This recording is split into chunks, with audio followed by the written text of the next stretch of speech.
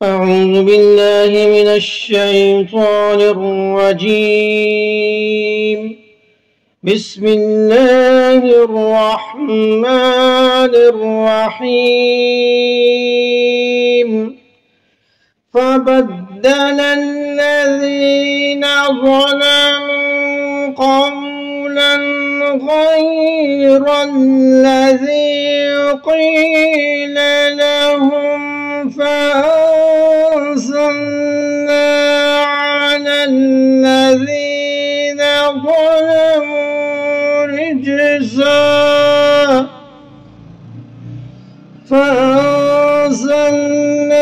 على الذين ظلموا رجزا من السماء بما كانوا يفسقون. پھر ہوا یہ کہ جو بات ان سے کہی گئی تھی انہوں نے اس بات کو بدل کر ایک اور بات بنا ڈالی. بس جو نافرمانیاں انہوں نے کی اس کی سزا میں ہم نے ان ظالموں پر آسمان سے عذاب جو نازل کیا.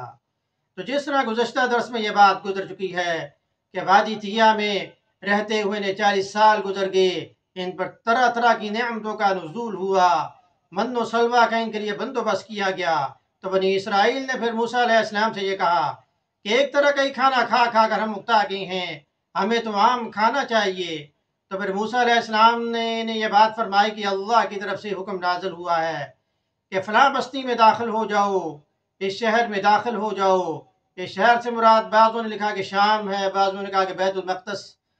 تو اس میں جب داخل ہونا ہے تو تم نے یہ کہنا کہ اے اللہ ہمارے گناہوں کو معاف فرما دے اور سجدہ شکر بجا لانا ہے.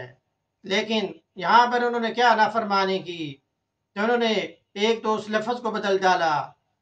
قرآن کریم نے حطتن کا لفظ استعمال کیا تو حطتن کے بجائے انہوں نے حنتتن کہا. تو حنتتن کا مطلب ہوتا ہے گندم، یعنی یہ حنتتن کے نعرے لگاتے ہوئے شہر میں داخل ہوئے تو انہوں نے سجدہ شکر بھی بجا نہ لایا بلکہ انہوں نے یہ سینہ تان کر شہر میں داخل ہوئے.